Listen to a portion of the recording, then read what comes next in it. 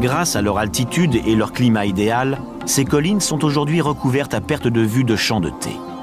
Les propriétés en altitude sont regroupées autour de Munnar, sur les pentes d'un plateau en forme de bassin. L'altitude varie de 1300 à 1800 mètres et certains champs sont à plus de 2000 mètres. Ce sont les champs de thé les plus hauts du monde. Certaines propriétés, parmi les plus importantes, produisent plus de 1 million de kilos de thé par an. Le thé, arbuste de la famille des camélias, porte de petites fleurs blanches impropres à la consommation. La cueillette est l'opération la plus importante. Elle se fait à la main. Il faut cueillir un bourgeon et les 2 petites feuilles en dessous, car c'est là que se trouve la plus grande concentration du produit chimique qui donne son goût au thé. La cueillette se fait continuellement du printemps à l'automne.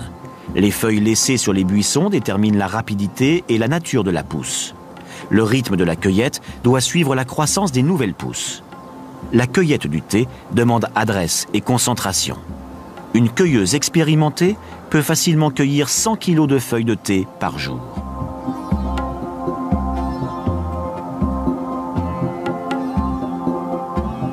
Les feuilles vertes sont transformées en thé noir dans des usines sur les propriétés.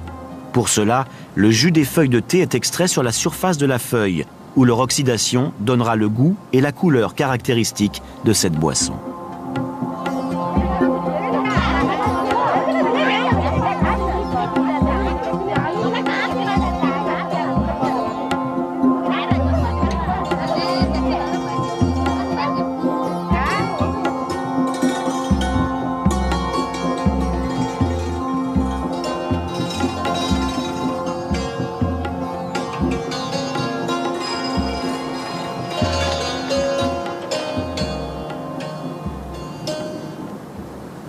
Le kathakali est une expression scénique qui combine à la fois la pantomime et la danse. Il naquit au XVIIe siècle et fut fortement influencé par les arts classiques et traditionnels. La majorité des histoires racontent les grandes épopées hindoues comme le Ramayana et le Mahabharata. Dans le théâtre kathakali, seuls les acteurs masculins sont admis sur scène. Tout commence par le maquillage des acteurs, qui peut prendre plusieurs heures. Le visage est entièrement peint, le corps totalement recouvert d'un costume, et ainsi, presque rien ne transparaît de la véritable couleur de la peau de l'acteur. Seules les mains ne sont pas peintes. Les doigts de la main droite sont munis de longs onglets pour mieux mettre en valeur les gestes qui tous ont une signification précise. Les caractères fondamentaux des personnages sont indiqués par un registre codé de formes et de couleurs. Dans le maquillage, qui est réalisé avec de la pâte de riz colorée, le jaune indique la pureté, la spiritualité. Le vert est signe de noblesse, de vertu, de contrôle de soi. Le rouge symbolise l'énergie, la colère. Le noir révèle l'ignorance, les instincts incontrôlés, la cruauté.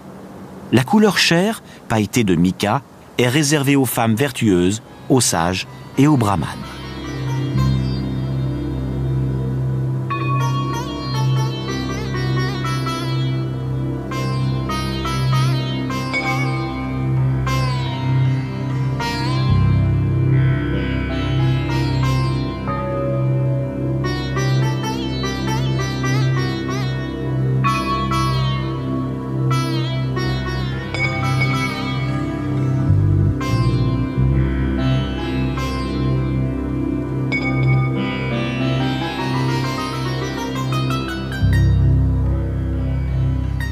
Parmi les nombreux postiches, les boules blanches sur le nez et le front indiquent la sensualité débridée, la nature chaotique ou violente des pensées.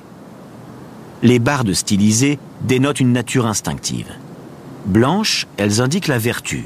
Rouge, la violence. Noire, la rudesse. Les fausses joues blanches, les shrutis, attirent le regard des spectateurs sur les expressions du visage et, selon leur forme, nombre et dimension, allie l'expression purement représentative à une indication psychologique supplémentaire. Un shruti dentelé indique un caractère instinctif, sauvage. Enfin, la coiffe, suivant sa dimension, détermine un trait de caractère. Plus elle est importante, plus le personnage est démoniaque. Les acteurs glissent une graine d'aubergine sous leurs paupières pour se rougir les yeux.